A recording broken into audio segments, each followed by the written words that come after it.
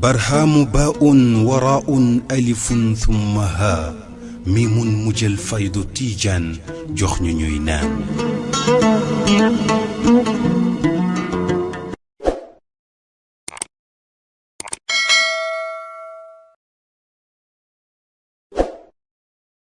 حمده وصلى الله على سيد خلقه حق قدره ومقداره العظيم.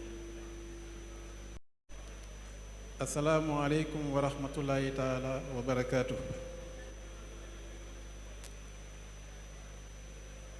Nos salutations vont naturellement à l'endroit de Seydi Mouhamadul Mahi Ibn Cheikh Ibrahim Niass Khadimul Ummah, ainsi qu'à celui de toute la famille de Maulana Cheikh Ibrahim. Qu'il me soit permis au demeurant de saluer toute cette auguste assemblée et nos hôtes venus d'horizons divers, mais unis dans la foi et la fraternité. Chers frères et sœurs en islam, le prétexte de la communication que je voudrais livrer est juste une volonté d'inviter les frères et sœurs à méditer sur la trajectoire symbolique de Maulana Cheikh al-Islam.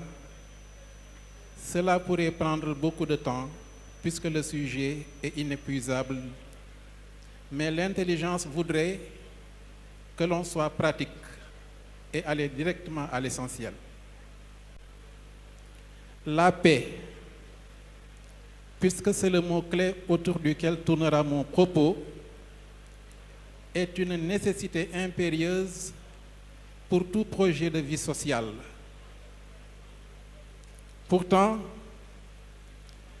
la paix est ce dont notre monde actuel manque terriblement.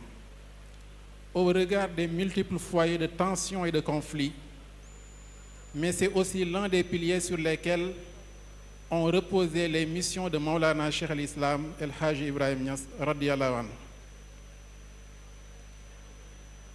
Dans un rapport des Nations Unies daté du 13 septembre 1999, on peut lire ceci.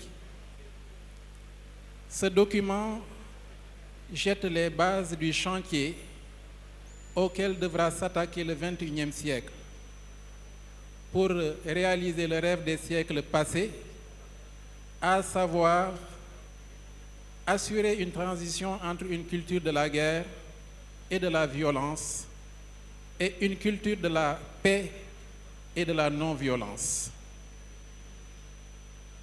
Mesdames, Messieurs,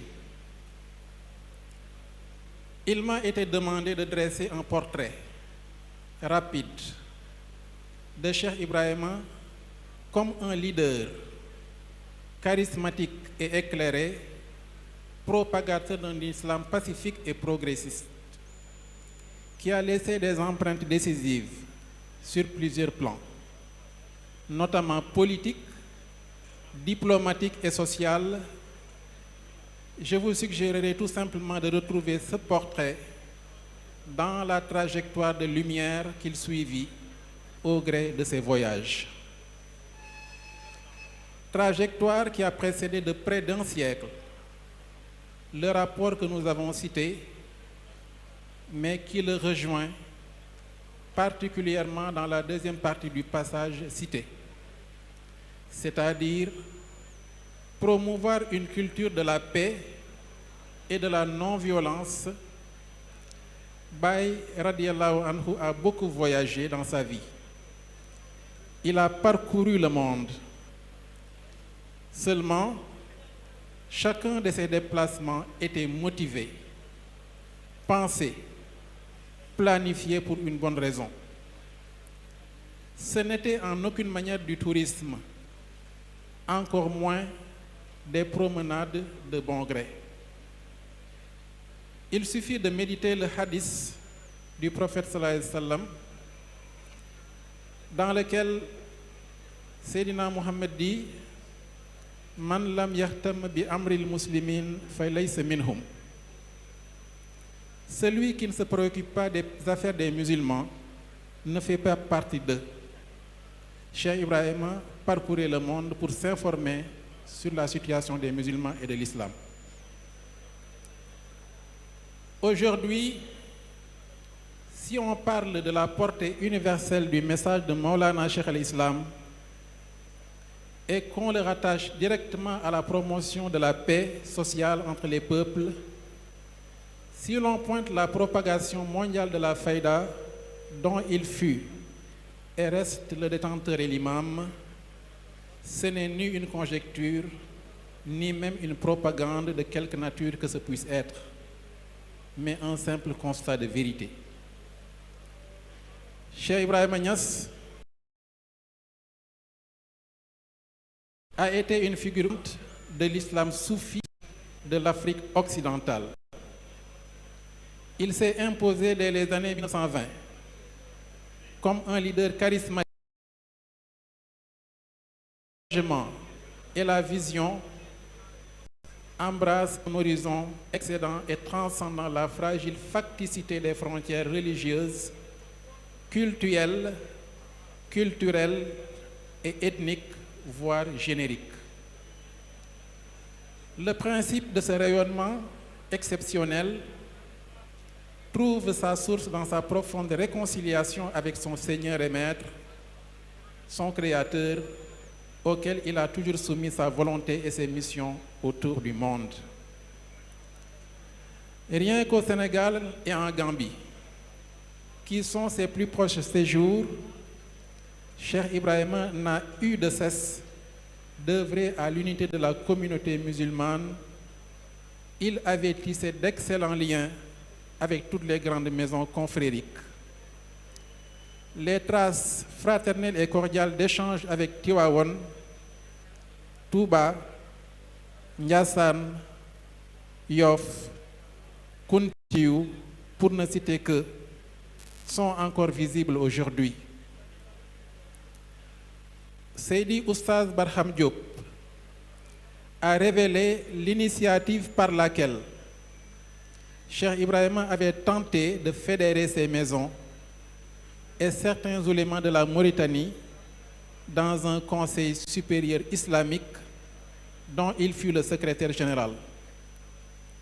Malgré tout, devant les difficultés, il finissait par cette remarque amère: c'est bien dommage que la cohésion des musulmans dans ce petit pays semble une gageure, alors qu'elle aurait juste nécessité la volonté et l'assentiment d'à peine 10 personnalités. Cela lui tenait vraiment à cœur. Rien, cependant, n'a jamais entamé son idéal et sa mission essentielle: propager l'islam. La lumière de la faïda a gagné toute l'Afrique. Pour beaucoup, c'est une évidence que Baye radiallahu anhu a été ce leader éclairé, propagateur d'islam et de paix. On ne perdra cependant pas de vue qu'il ne fut pas à proprement parler un homme politique. Mais tous les politiques, toutes les sommités de ce monde ont pu profiter de ses conseils en la matière. Nous en citerons certains des plus éminents. Mais avant cela, soulignons la profonde cohérence de son action. Souvenons-nous de sa fameuse déclaration d'humanité.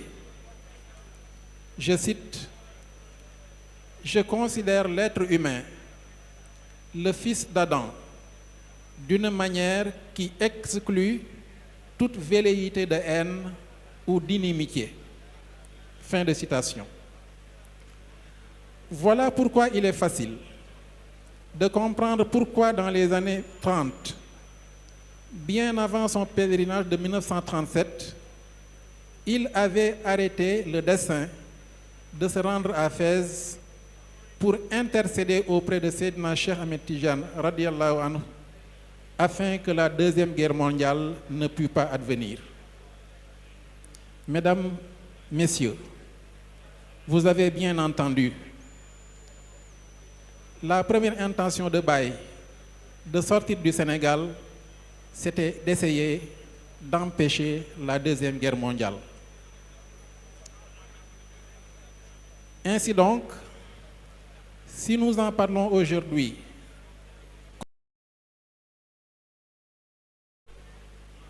le passage que nous avons lu montre à suffisance n'a jamais abandonné pour semer l'amour, la paix. Et ainsi donc, lorsqu'il a décidé d'aller à Fès, une injonction de Maulana Cheikh Ahmed Tidiane lui a déconseillé le voyage et lui a demandé de renoncer à ce voyage. Akhir qudumaka ya aba ishaqi ya warisan sirri bistiqaqi. Le destin de cette tragédie de la guerre était décidé, tracé pour l'accomplissement d'un plan divin supérieur, et donc ce voyage n'a pas eu lieu. Mais force est de saluer cette haute démonstration d'humanité et de pacificateur exceptionnel. Dans le même registre de résolution de ce conflit majeur, lorsqu'en 1940, le régime nazi a occupé la France, le général Charles de Gaulle, alors chef de la résistance, est venu rencontrer Baye radiallahu anhu à Bates, à Banjul, pour recueillir ses prières. Beaucoup plus tard, ce qui nous confirmera le respect du général pour Cheikh Ibrahima est une parenthèse qui nous intéresse particulièrement. En effet, lorsqu'au moment du référendum proposé aux colonies, Maître Valdiodio Ndiaye reçut le général, mais en lui opposant une fin de non-recevoir, ce dernier a impérieusement demandé à rencontrer à nouveau Cheikh Ibrahim. Lorsque Baye radiallahu anhu a daigné répondre à l'invitation, le général lui a exposé les motifs et les clauses de son offre aux colonies, et Cheikh Ibrahim lui a alors demandé si les citoyens auraient encore à dire leur mot à dire en cas de nécessité. Le général rassura le cheikh sur ce point précis et lui donna des garanties. Cheikh Ibrahim, à son tour, assura au général de Gaulle qu'il pouvait être tranquille sur l'issue favorable du vote.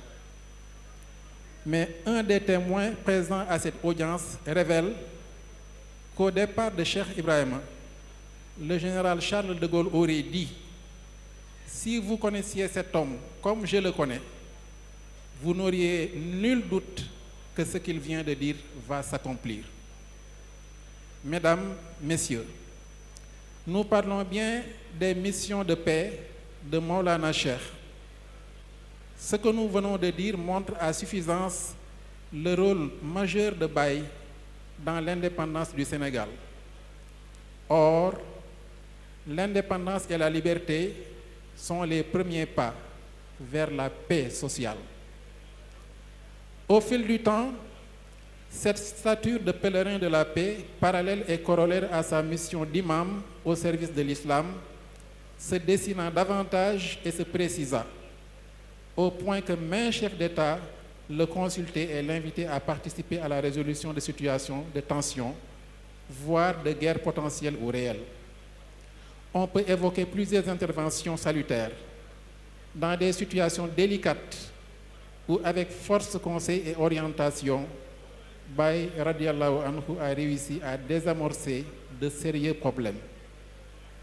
Par exemple, en 1970, une querelle enflée au sein d'une communauté de disciples au Ghana, le conflit avait trait à une question de succession d'imamats. Chaque tribu réclamait la légitimité. Mais informé de la situation, Cheikh Ibrahim adressa aux deux parties une correspondance et un sermon pour les convaincre que l'islam et le tribalisme ne peuvent pas aller ensemble. Cheikh Ibrahim Niass, radiallahu anhu, leader charismatique et influent, a su conjuguer spiritualité, éducation et action sociale pour faire rayonner l'islam, un islam à la fois égalitaire, réconciliateur et résolument tourné vers la paix. Son engagement profond contre les injustices et les discriminations traduisait sa vision d'un islam porteur de justice et d'unité. Dans cette mesure, comme nous l'avons cité plus bas, il a côtoyé bien souvent sur invitation les grands de ce monde, des princes arabes d'Arabie Saoudite comme le roi Faisal ou Fahd, aux dirigeants du monde occidental. Citons par exemple l'exemple de Kwame Nkrumah. Il l'a connu alors que ce dernier était jeune étudiant et qu'il nourrissait l'ambition de libérer et de développer la Gold Coast, le Ghana actuel. Il s'en ouvrit à Cheikh Ibrahima, qui l'encouragea et le bénit à tel point au point de le projeter aux plus hautes fonctions du Ghana indépendant. Ce qui importait aux yeux de Cheikh Ibrahima, c'était que partout triomphe la liberté, la justice et la paix sociale des peuples.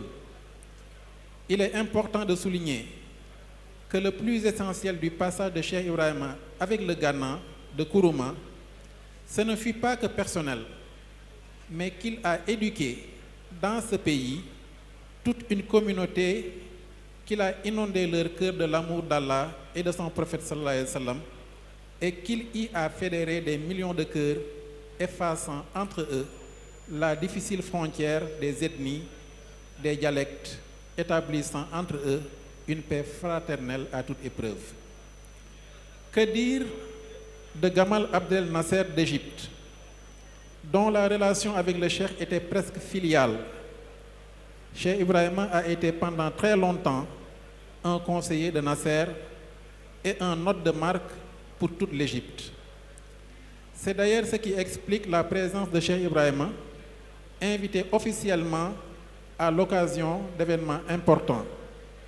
Il s'ensuivra les relations avec les oulémas de l'université d'Al-Azhar, où d'ailleurs, en visite officielle du gouvernement égyptien, il dirigea de manière inédite la prière du vendredi 10 mars 1961 en présence des sommités intellectuelles et morales de l'institution et du président Nasser.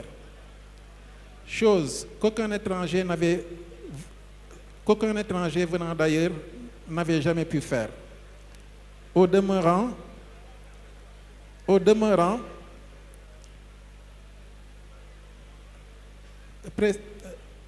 il reste le seul homme noir à l'avoir jamais fait. Précisons qu'il a dirigé cette prière sur une invitation insistante de l'imam et sans préparation. Nous savons que Cheikh Ibrahima a connu le président Yakubu Gowon du Nigeria. Mais ce président aussi avait la même déférence respectueuse pour Cheikh Ibrahima. Il est venu lui rendre visite à Kaolack, mais disons tout de suite que la relation de Baye avec le Nigeria remonte bien avant sa connaissance de Gowon, mais avec la rencontre avec l'émir de Kano à la Mecque.